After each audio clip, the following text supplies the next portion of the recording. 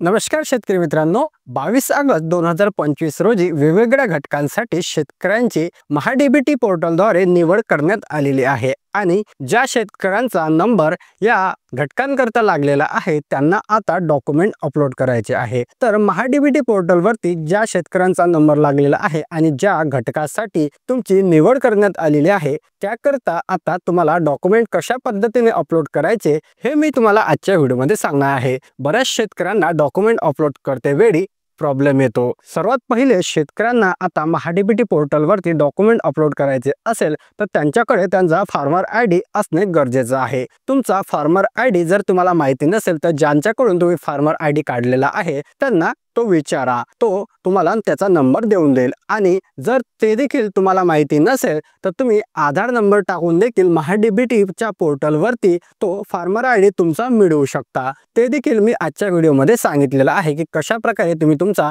शेतकऱ्याचा farmer ID जो आहे म्हणजे शेतकरी ओळखपत्र क्रमांक काढू शकता, ते देखील आधार कार्डच्या सहाय्याने। चला तर मग पाहूया की महाडीबीटी पोर्टलवरती एखाद्या घटकासाठी जर तुमचा अर्ज लागलेला असेल, तुमची निवड जर झालेली असेल तर त्याकरता कशा प्रकारे तुम्ही डॉक्युमेंट जे आहे ते अपलोड करू शकता। चला सुरू करूया आजच्या व्हिडिओमध्ये पुढे जाण्याच्या अगोदर आपल्या चॅनलवरती जर तुम्ही नवीन असाल तर खाली सबस्क्राइब बटन दिलेले आहे त्यावरती प्रेस करून चॅनलला सबस्क्राइब करायला विसरू नका। चला व्हिडिओमध्ये पुढे जाऊया। तर आपल्याला डॉक्युमेंट अपलोड करण्याकरता महाडीबीटी फार्मर आयडी ला लॉग इन करायचं आहे। महाडीबीटीच्या वेबसाईटवर लॉग इन करण्याकरता तुम्ही गुगलमध्ये सिंपली टाकू शकता महाडीबीटी फार्मर लॉग इन। त्यानंतर तुम्हाला ही जी वेबसाईट आहे ॲग्री लॉग इनची पाहायला मिळेल, जी की तुम्हाला पहिलाच ॲड्रेस पाहायला मिळेल। याचा ॲड्रेस आहे mahadbt.maharashtra.gov.in/farmer। तर ही अशा प्रकारची वेबसाईट आहे। यावरती आल्यानंतर तुम्हाला शेतकरी आयडी टाकून इथे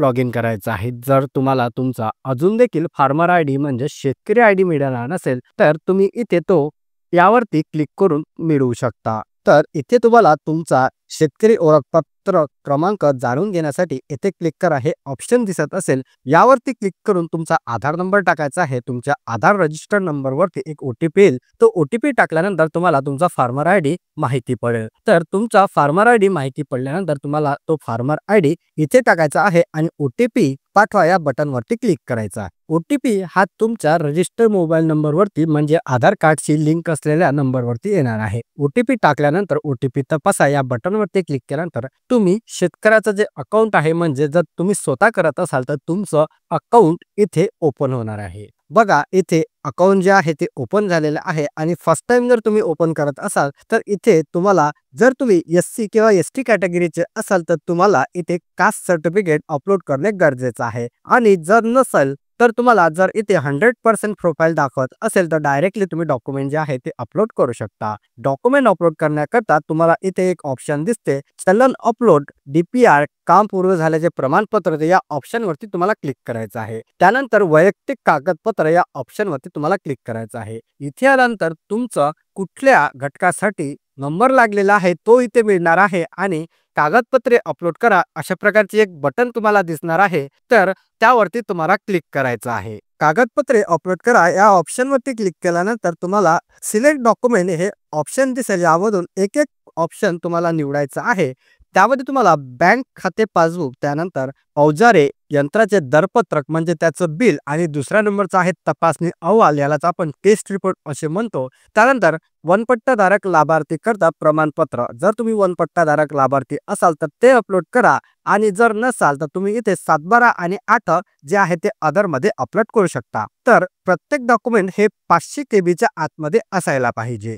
तर सर्वात पहिले आपण बँक खाते पासबुक सिलेक्ट केलं आणि त्यानंतर हे 500 KB च्या आतमध्ये असायला पाहिजे। तुम्ही JPG किंवा PDF दोन्ही इथे अपलोड करू शकता। त्यानंतर चूज फाईल यावरती क्लिक करायचं आहे आणि तुम्हाला इथे जे पासबुक आहे ते अपलोड करायचं आहे। कागदपत्र यशस्वीरित्या अपलोड केलेले आहे अशा प्रकारचा मेसेज येईल, म्हणजे तुमचं जे डॉक्युमेंट आहे ते अपलोड झालेलं आहे। त्यानंतर एक डॉक्युमेंट झालं त्यानंतर 1 बाय 1 प्रत्येक डॉक्युमेंट तुम्हाला अशाच प्रकारे अपलोड करायचे आहे। तर मी 1 बाय 1 सर्व डॉक्युमेंट जे आहे ते अपलोड करतो।